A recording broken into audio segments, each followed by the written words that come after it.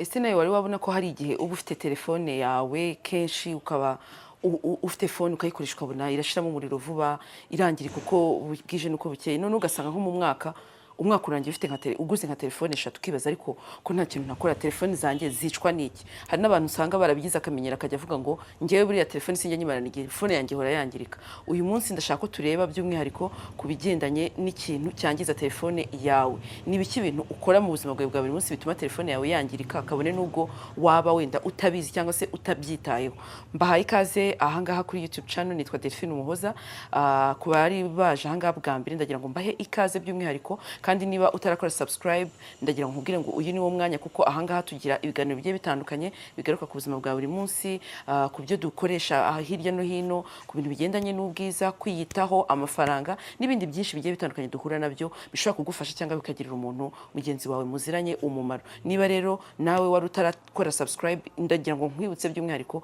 uyitangire aka kanya ubundi dukomezanye iki kiganiro kigiye kugaruka ku by'umwihariko ku bintu bigiye bitandukanye umuntu akora byangiza telefone nyamara atarabizi ikintu cya mbere mperaho rero mu bintu byangiza telefone yawe utabizi kandi ukora buri munsi ni ikintu kigendanye no gukoresha chargeur z'amafuti cyangwa se chargeur zitagenewe telefone yawe ugasanga ahantu hose ugeze usanze hari chargeur ipfa kuba gusa yinjira muri telefone yawe urahita uyikoresha ibyo ndagira ngo nkubwire ko ari ikibazo gikomeye kuko biriya chargeur nyinshi ziba zikoze hari izo usanga zikoze nabyita zifite nka low quality ku buryo iyo usharije telefone yawe uba uri kuyangiza kurushaho ugasanga cyane cyane uzazibwirwa nuko ari za chargeur ushyira kuri telefone yawe nyuma y'iminota nk'ibiri gusa ugitangira gusharija telefone yawe ikabira shyushye mbese charger yose ubonye aho ngaho ugasanga ntago bikunda cyangwa se ya charger ushyira kuri telefone yawe ukamara nk'iminota 30 wajya kure ugasanga hagiyemo nka 1% ukibaza ariko ko hashize umwanya ungana gutya ntarashaje telefone yanjye nako nshaje telefone yanjye ubu byagenze gute kugira ngo bigende ukunguko nyamara icyo utazi nuko nubwo umuriro utari kujyamo ariko buri iyo charger kwangiza telefone yawe ni ngombwa rero ko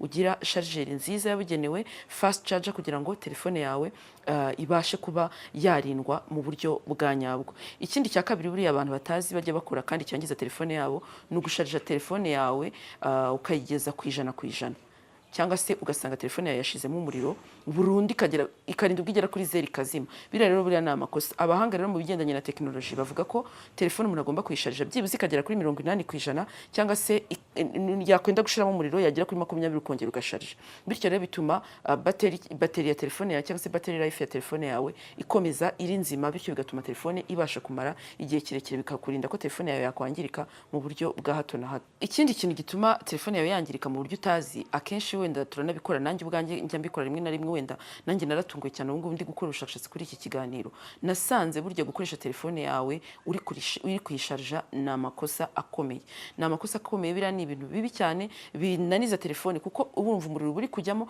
nawe ukayiforcing ugakomeza uyikoresha bityo bigatuma hari ibintu byinshi byangirika ibyangirika cyane harimo screen hakabamo nanone na ya battery nakubwiraga none ugasanga telefone yawe usigaye inyuma y'igihe runaka isigaye yizimye uko ugize gutya wicaye buri kanya ukabona irizimije ukibaza ariko iyi telefone ipfuye gute ko atarashira n'ukwezi nyifite ibyo rero biri guterwa n'iki urayikoresha icometse ni ibintu rero niba nawe wabikoraga ugomba kwirinda ko byangiza telefone yawe ikindi kintu kwinstara ibintu byinshi cyane muri telefone yawe cyane nk'amagame usanga kenshi twese tuba tumeze gutya telefone yicaye uri kumwe n'abantu wananiwe kuvuga cyangwa se barimo baravuga ibintu wumva bikuborinze ukahita utangira gukina game kuri telefone yawe cyangwa se ugasanga uri guscrollinga buri kanya uri muri scrolling ibira ni ibintu ngo byangiza telefone yawe ndetse bikaba ari bimwe mu bintu byangiza battery bigatuma battery ishiramo vuba niba ufitemo uzabirebe niba uri gukina game hari ukuntu uba ufitemo nk'ijana watangira gukina game nyuma y'iminota 30 ukabona telefone igeze kuri 50% kibazo se bigenze gute kubera iki kuko ziriya game ukuntu zubatse zikoresha battery cyane ndetse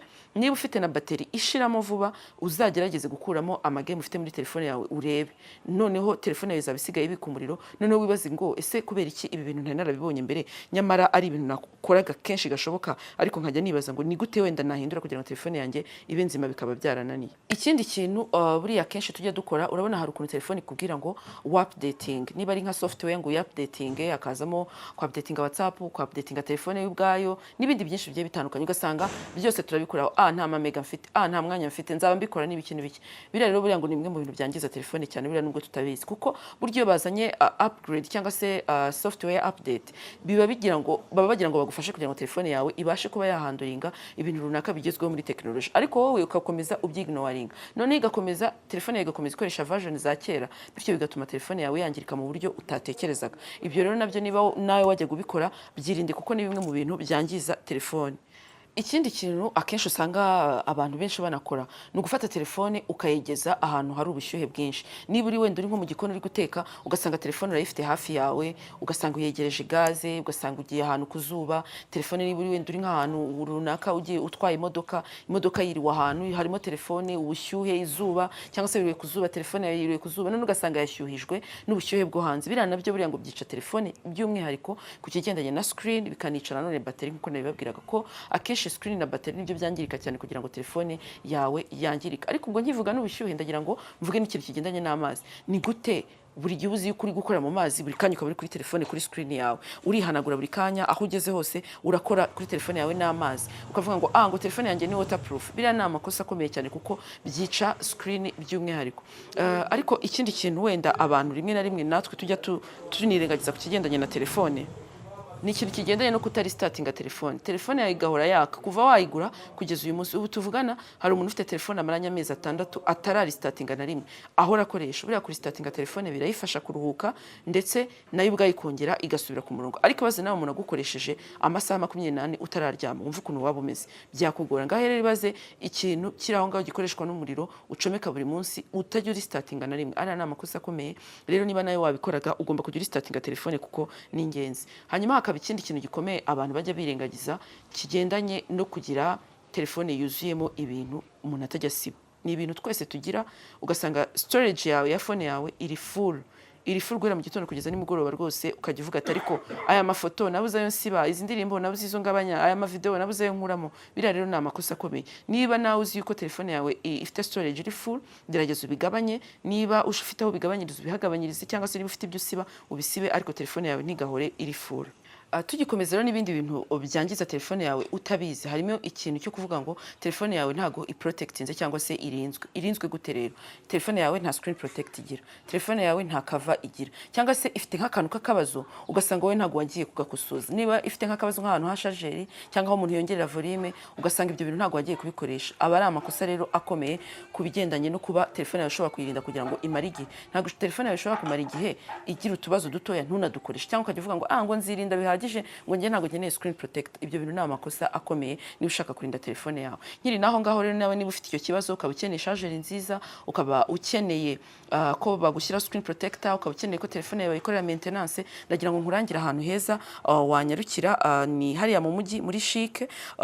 Ni abantu bakora ibigendanye na repairing na maintenance na support ku bigendanye yaba amatelefone, amakompyuta n'amaprinters. Ibyo byose bagufasha, ariko kandi bafite na firefighting system, bashaka kugufasha kuinstalla firefighting system mu rugo n'ahandi hatandukanye ushobora kuba ukorera muri company yawe, muri business yawe. Ndetse bafite na fire extinguishers, ariko kandi bashobora no kukuinstalira kamera. Ibyo byo nabyo bikaba byagufasha niba ari nko mu rugo cyangwa ahandi. Wabahamagara rero kuri 0782733377 cyangwa ukabahamagara kuri 0782969874. Nyarukira muri Chic rero ubagereho bagufashe niba ufite ikintu kigendanye n'ikoranabuhanga ukeneye gukoresha, cyangwa se kubigendanye na maintenance, repairing n'ibindi. Digero Business Company iragufasha kugira ngo iki kibazo gikemuke. Twikomereze rero n'ikindi kintu kigendanye n'ukuntu warinda telefone yawe kugira ngo itangirika vuba, ariko kandi ntinasaze vuba, kuko kwa kundi ufite telefone ugasanga rwose umuntu wese arakureka akavuga ngo ariko iyo telefone yawe rwose ntujye umara na telefone kabiri, iyo ngiyo yizamara iminsi ngahe. Ibyo rero ni bimwe by'ingenzi ugomba kwibuka by'umwihariko. Ikindi ndagira ngo nkubwire ko niba telefone yawe uyihoza mu mufuka uri kuyangiza. Ese ibyo byo wari ubizi?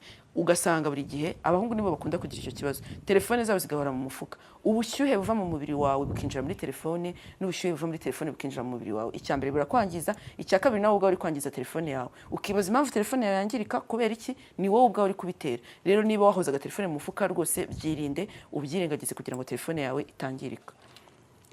Ibyo twavuga ni byinshi rero dukora ku bigendanye n'ibyangiza telefone, ariko noneho hari n'ibyo ushaka gukora kugira ngo telefone yawe uyirinde kuba yakwangirika vuba. Icyambere jya wirinda kugira ngo ubu buri gihe telefone yawe idahora hari ibintu byakije bidakenewe. Urugero niba ari nka wifi urashyiraho wifi buri gihe kandi nyamara nta nubwo uyiriho, ibyo si ngombwa kuko ubwo ni ibintu uri kuvunisha telefone yawe ku busa kandi nta kiri gukora. Irahoraho iri kuri bluetooth. Abafite za iPhone bo ugasanga irahora airdrop ifunguye. Ibyo ngibyo ni amakosa. Niba hari ibintu runaka ucanye muri telefone yawe udakeneye, amagame utari gukoresha, ama app utari gukoresha, ibyo ngibyo bizimye, usigarane bya bindi ukeneye gukoresha. Ibyo bizakurindira telefone yawe. Ariko kandi nkuko nongeye kubigarukaho, niba hari ikintu kitameze neza muri telefone yawe ubona kitagenda neza, hita ugikoresha ku kanya utarindiriye ngo uzarindire igihe runaka ngo nzaba mbikoresha, ushiduka byarabaye byinshi noneho ntubashe kuyikoresha. Ikindi, telefone yawe buriya bajya bavuga ko telefone buriya ngo itagomba kurenza imyaka 2 ukiyikoresha. Ndabyumva ubushobozi bushobora kuba butaboneka,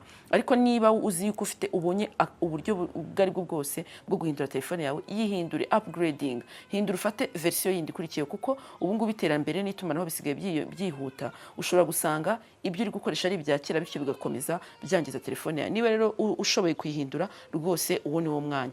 Ngibyo rero ibintu by'ingenzi ugomba kuzirikana kugira ngo ukomeze ufate neza telefone yawe izamara igihe kinini. Niba nawe hari ikindi wibutse, kitwandikire muri comment. Ndagira ngo nkubwire ngo niba iki kiganiro kigufashije rwose, sangiza inshuti zawe kugira ngo zibimenye, kandi niba ufite igitekerezo cy'icyo twazakoraho ubutaha ukitwandikire kugira ngo tubashe gufatanya. Murakoze cyane, reka nkomeze kubifuriza kugubwa neza.